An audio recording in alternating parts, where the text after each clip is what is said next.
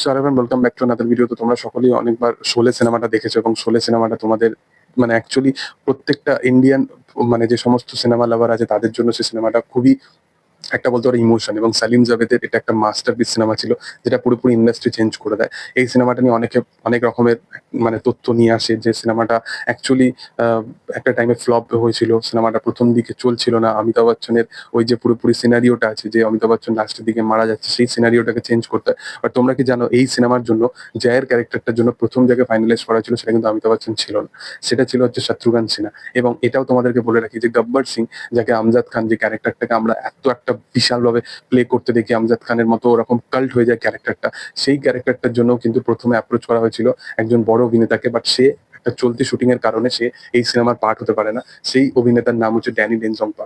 ড্যানিকে গব্বর সিং এর ক্যারেক্টারের জন্য প্রথমে অ্যাপ্রোচ করা হয়েছিল, বাট ড্যানি এই ক্যারেক্টারের পার্ট হতে পারে না এবং মুহুরাত পর্যন্ত শুটিং হয়ে গেছিল। এই সিনেমার মুহুরাতের ফটো যদি তোমরা কখনো পেয়ে থাকো, সেখানে কিন্তু ড্যানিকে তোমরা দেখতে পাবে।